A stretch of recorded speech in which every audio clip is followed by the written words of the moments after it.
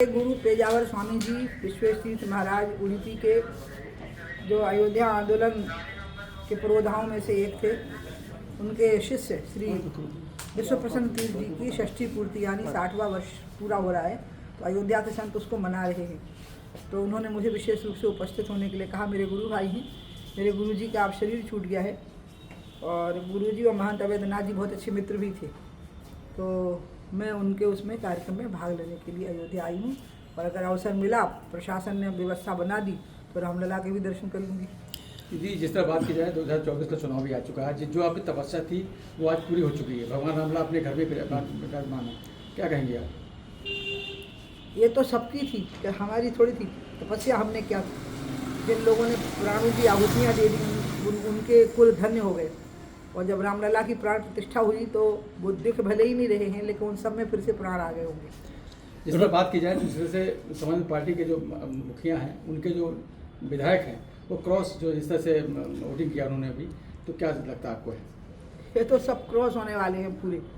अभी चुनाव जब आएगा तो यहाँ सबका सुपड़ा साफ होने वाले हैं। मोदी जी कहते हैं कि एनडीए के साथ, तब गाड़ी में बैठ में जाने ही वाली हूँ, 30 सेकंड बचे। जी जी, मोदी जी कहते हैं कि एनडीए के साथ 400 पार करेंगे। मैं कहती हूँ नहीं, अकेले बीजेपी 400 पार करेंगी और एनडीए की सीटें उसके अलावा होगी। सरकार एनडीए की ही होगी। राहुल गांधी बोल रहे हैं कि जय श्री राम बोल के लोगों से पैसा ठगा जा रहा है और राम लहर नहीं है। इस पर आप क्या कहेंगे? अब मैं बैठने वाली हूँ इस पर आप क्या कहेंगे मैडम? अब कोई गिलास का कंफ्यूजन कर दिया है, बता रही हूँ मैम। रुक तो जाना। हाँ, चाय पी लीजिए। नहीं पियेंगे और बात करेंगे हम। बोलते जाओ ना, उसमें क्या। राहुल गांधी ने कहा है कि घर का समझती हूँ। राहुल गांधी ने कहा राम लहर नहीं है और जय श्री राम का नारा देके लोगों को ठगा जा रहा है। राहुल गांधी ने कहा है कि राम लहर नहीं है और जय श्री राम का नारा देके लोगों से पैसा ऐठा जा रहा है। राम की लहर नहीं है, राम की तो हिलोरें हैं, समुद्र हैं राम तो। और सनातन से अनादिकाल से अनंत काल तक राम है इस देश की धरती पर। लेकिन राहुल गांधी को ऐसा कहना उनकी मजबूरी है, क्योंकि उनने तो अपने एफिडेविट में ही राम का अस्तित्व नकार दिया था। इसलिए जिनने राम के अस्तित्व को माना ही नहीं है, वो ना उन्हें लहरें दिखेंगी ना हिलोरें दिखेंगी। गठबंधन को लेकर क्या कहेंगे जो कुछ भी नहीं है, तो गांठ ही नहीं जुड़ेगी। अभी गांठ जुड़ती है और खुलती है, जुड़ती है और खुलती है। देखिए, आपको मैं एक बात बताऊं,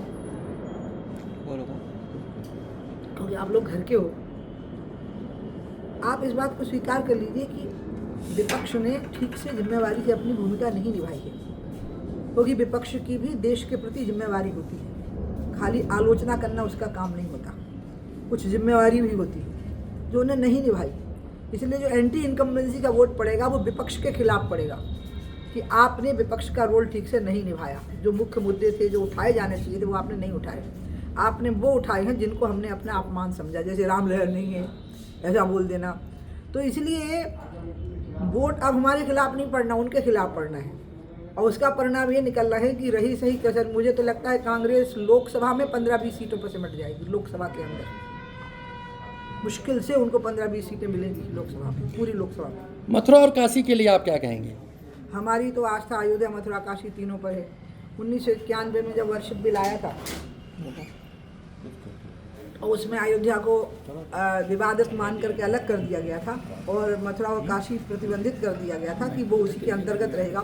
मैं तो पहली प्रवक्ता में ही थी, बहस मैंने ही शुरू की थी उस पर, और मैंने यही कहा था पार्लियामेंट के अंदर कि आप अयोध्या के साथ मथुरा और काशी को भी विवादास्पद स्थान मान लीजिए और आस्थाओं का टकराव मत मानिए, क्योंकि औरंगजेब की तुलना कृष्ण से नहीं हो सकती और औरंगजेब की तुलना बाबा विश्वनाथ से नहीं हो सकती, जैसे कि बाबर की तुलना राम से नहीं हो सकती।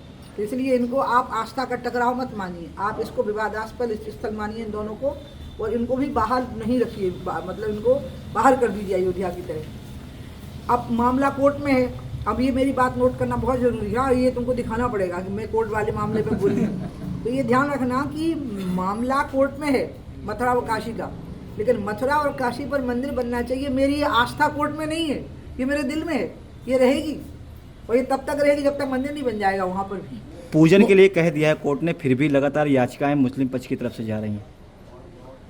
भारतीय कानून के इस्तेमाल का सबको समान अधिकार है। मुसलमान इस देश के नागरिक हैं, उनको पूरा अधिकार है कि वो अपनी याचिकाएं लगाएं और फिर कोर्ट जो आदेश दे उसको स्वीकार करें। मुख्यमंत्री जी ने कहा था कि मथुरा और काशी हमको दे दो, बाकी सारी मस्जिद तुम ले लो, इस पर आप क्या कहेंगे?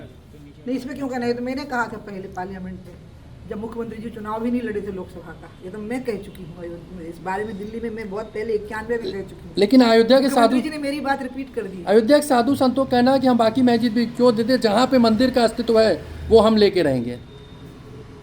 अब आप ऐसा करो, उनकी डिबेट आप आपस में करा दो, मेरे को इसमें मत फंसाओ। मेरी अयोध्या, मथुरा और काशी में आस्था है और ये आस्था कभी कम नहीं होगी। अयोध्या का काम संपूर्ण हो गया, मैं मथुरा और काशी का वेट कर रही हूँ। दीदी पहले कितने जो पहले आप आपके आए, कितना बताया? अब क्या अंतर है?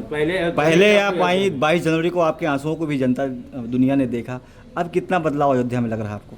नहीं, मैं नहीं रो रही थी 22 जनवरी को, आपको कुछ गलतफहमी हो गई। नहीं, वीडियो वायरल हुआ था उसमें आप। मेरा आपकी अयोध्या में दीदी क्या नहीं, पहले क्लियर करो कौन रो रहा था। वो आप नहीं थे। ठीक है, अब कितना बदलाव लग रहा है आपको? दीदी मार रो रही थी, जी, 3 मैं उनके लोग आंसू 3 लोग पहुंच रही थी। मैं वो भावुक हैं बहुत, मैं अपनी भावनाओं का पब्लिक डिस्प्ले नहीं कर पाती हूँ, तो इसलिए मैं नहीं रो रही थी। दीदी माँ बहुत भावुक हो गई थी मेरे हृदय से लग के, दीदी तब और की दीदी अयोध्या माँ रोने आपके लगी अंदर क्या तो मैंने उनको पुचकारा, दुलारा, शांत किया और उनको कहा देखो रामलला के दर्शन करो। हम दोनों ने मिलकर साथ में रामलला के दर्शन किए थे। जी, अब दीदी पहले की अयोध्या आप आती रहे, अब अयोध्या में क्या अंतर दिख रहा है आपको? क्या अब मैं आपको परिवर्तन? दूसरी बात बताऊं, हम लोग को क्या होता है, हमारी व्यवस्था, हमारे आसपास भीड़ ऐसी होती है कि हमें छड़ें दिखती हैं, सीमेंट दिखता है, धूल दिखती है, तो एक्चुअल हम व्यवस्था ये देख पाते हैं कि सब कुछ ठीक से है कि नहीं, लोग परेशान तो नहीं। उस दृष्टि से अयोध्या ने अपने आप को बहुत अच्छे ढंग से तैयार किया है।